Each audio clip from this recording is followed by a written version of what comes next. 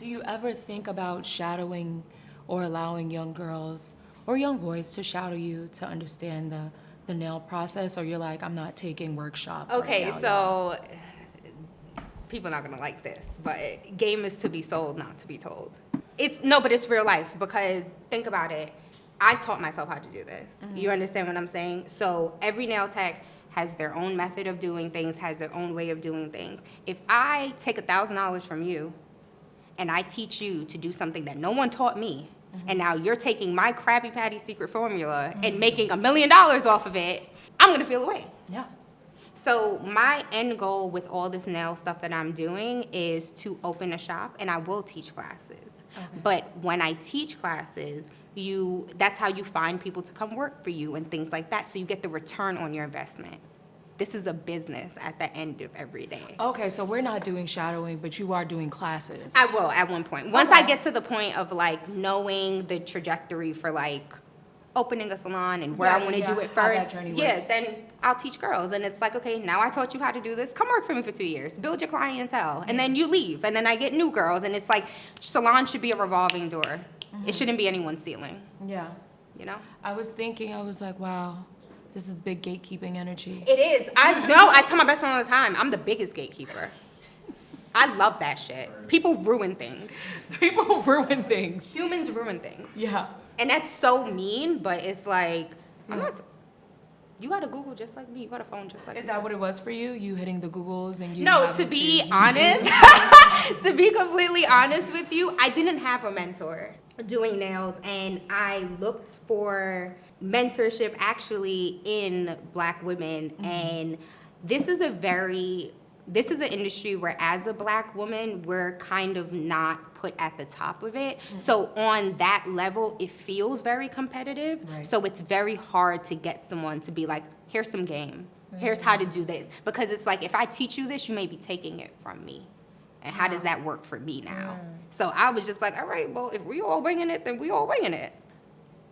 It is what it is. This feels very like, you know how, I'm sorry to keep giving you these like. I feel like I'm getting mad intense for you. No.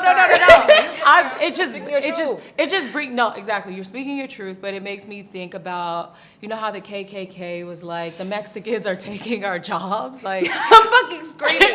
No, but I feel is that like. a stretch? No. You know how I'm saying? No, like, I they understand feel what you're like saying, like- you're taking my job away from me. Like, we can't have you doing You're that. taking it's what we like to call the crab in the barrel mentality. Because I feel like if what you're doing is special, and you talked about intellectual property earlier, 'cause Right. nobody can take away what it is you have. In your brain. Exactly. Exactly. So it'll always be an incredible, special, phenomenal, unique thing that you bring to the table that no Right. matter who you teach, no matter who you contribute to in their career experience or professionalism, you're always going to be top notch. Yeah, right. Maybe my experience with other nail technicians probably put a very bad taste in my mouth. Well, what I said about game being sold and not being told, that's just a universal thing. That's not just nails. Like, I don't feel like I never liked the attitude of like everyone has to like pull each other. Like, so fuck the people that didn't have the leg up and they had to get it out the They had to mud. struggle. So I'm just supposed to give it to you. You know what I'm saying? Like, I had to struggle with this nail shit. Like, Yeah. it took years for me to be independent. It took years for me to perfect certain things, and no one offered to help. And my attitude is like, if I could get here, you can put the work in and you can get here too. And you don't need guidance from me. There's, like you said, there's YouTube. There's so many resources. Like, Not how to- bad do you want it? Right, and then there's, not to get off track, but there's this video my cousin showed me not too long ago because we were talking about gatekeeping. And Snoop Dogg got a star on the Walk of Fame, and he went to give his speech, and he was like, just want to thank myself. Just I want saw to that. I attribute saw this that. to myself. And it's like, that's real, though. Yeah. You know what I'm saying? Like, if you put all the work in, I'm not applauding anyone else or Yeah. whatever. And I feel like there's so much gratification in working hard and being like, damn, I never thought I would get here. I never, ever thought I would get here. I didn't think I would get beyond doing my own nails.